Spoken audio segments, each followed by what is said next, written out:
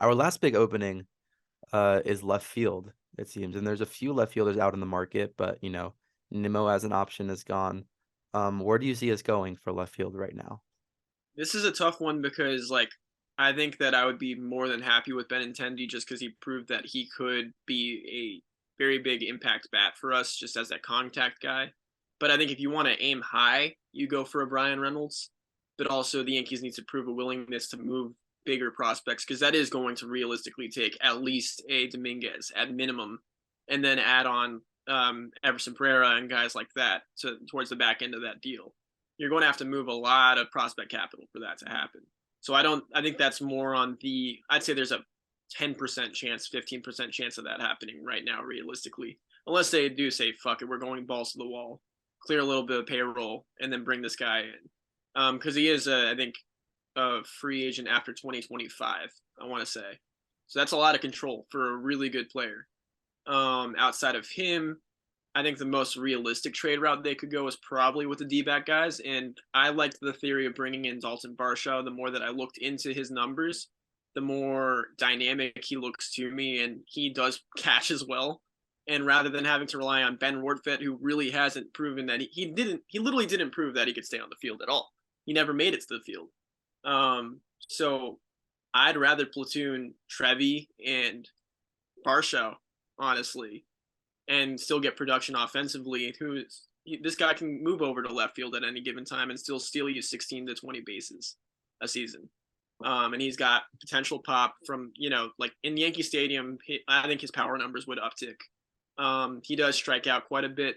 That is a red flag.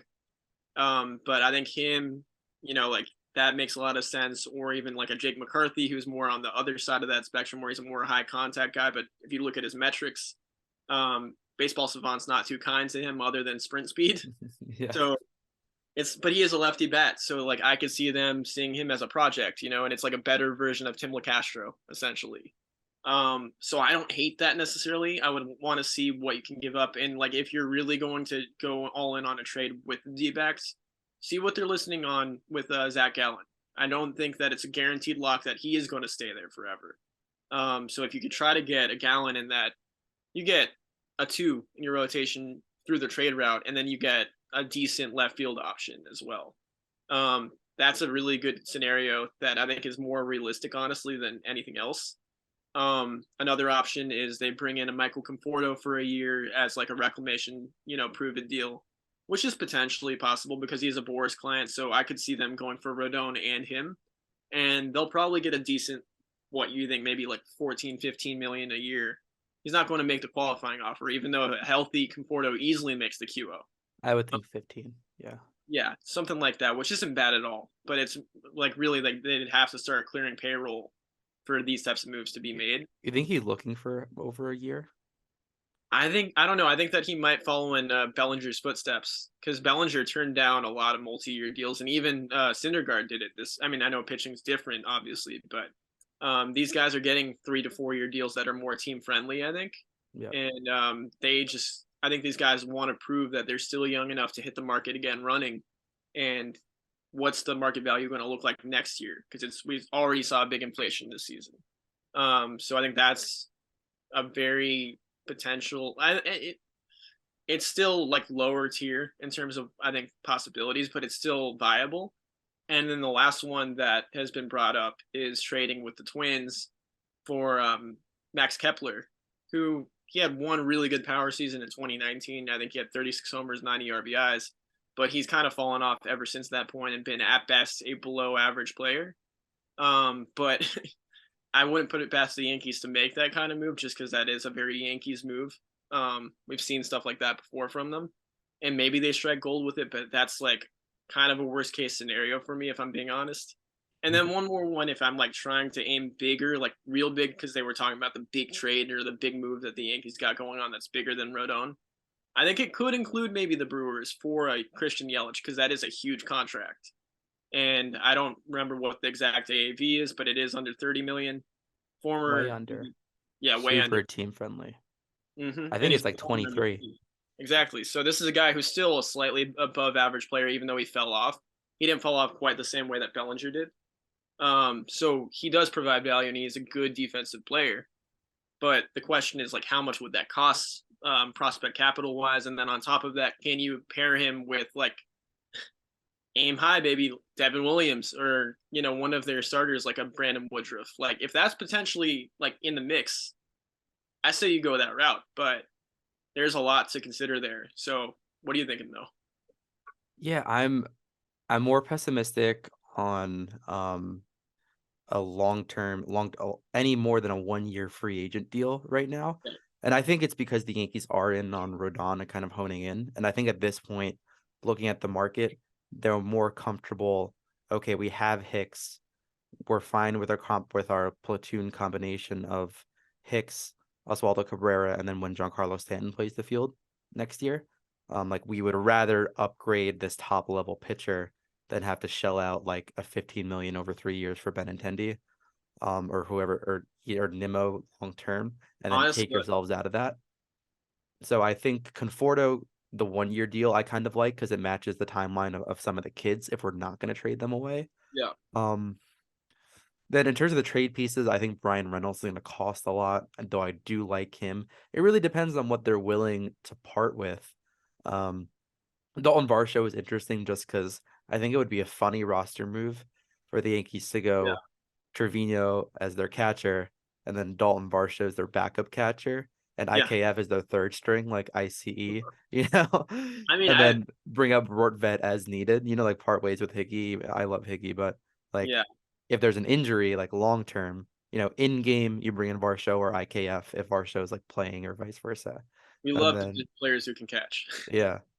Like why not? I think that would be a funny scenario. Even though Varsho's not good defensively and not too great offensively. I like the Conforto deal. I would love the Christian Yelich deal.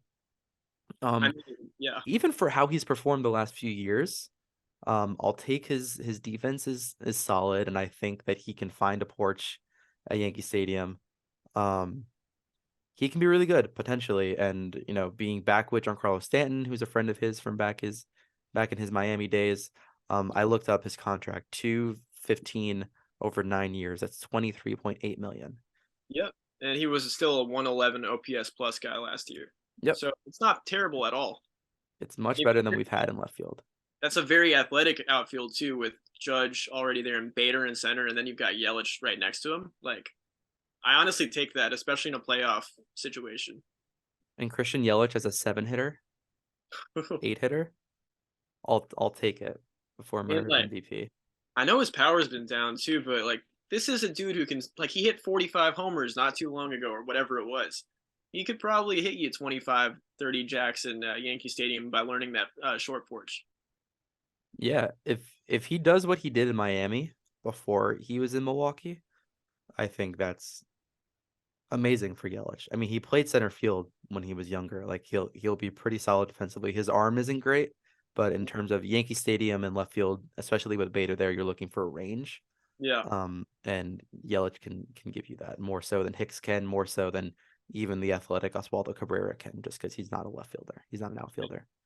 The only thing that would suck about losing Benintendi is I personally think that looking at the contract that Nimmo got, I think he's going to get around 6 120, like realistically, or like somewhere maybe No. between the qualifying offer and 20 million.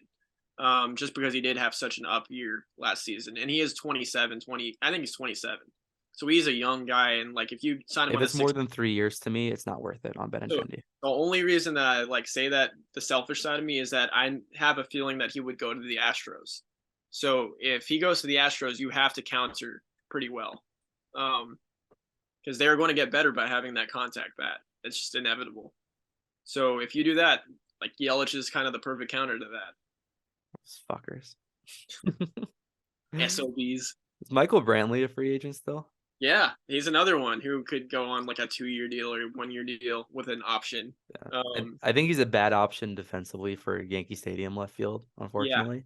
I would love Conforto. I'm kind of talking myself into Conforto if he's willing to do the 1 year flyer. Hmm. But I don't know. Boris is Boris. Boris is going to try to want to maximize the money. If it's not for a 3 year deal or 4 year deal for what Conforto is getting, it's going to be for 1 year AAV. He's going to want like 15, 16 million. Yeah. Um, But yeah, it's an interesting situation just because like I think Brantley 3 years ago would have been a great option, but he got injured last year and he is like 37 at this point, so Hmm. 36. And he's losing his, and it's the same thing with like JD Martinez is also a free agent. He's going to end up on a team, but he is solely a one-dimensional DH at this point. So if you're looking at only the bat, then it looks great, but beyond that, what are you going to do? Yeah. Another option that we had last episode that's gone is Yoshida to the Red Sox, which I find really interesting for Yeah, them. But I don't think it would have been cool. We gave the Matsui comparison in terms yeah. of what he gives defensively and that hit potential. I mean, the Red Sox are paying a lot for him though, because it's 5 for 100, so it's 20 million a year, and then on top of that, they pay the posting fee, which is like an extra like 20 million a year or something, or 20 million total. So it's like 5 for 120, um, which it's a hefty penny for a dude who hasn't played in the league. I think he will do well, but keep in mind this is the move that they made while replacing their best bat or best contact bat, at least with Bogarts. Um, so it's really risky for that reason. He is youngish, but he's got plenty of experience in NPB. But it'll be interesting where they have to go to because I think that they're probably going to get in on the trade market as well. And just as a Yankees fan, I'm always going to be greedy, and if I see them trying to make moves, I'm going to want to try to get that guy as well. So I'm Bogarts' interested. AAV was only 25.5. Yeah, Like I know it's the difference is literally like $150 million because of the years.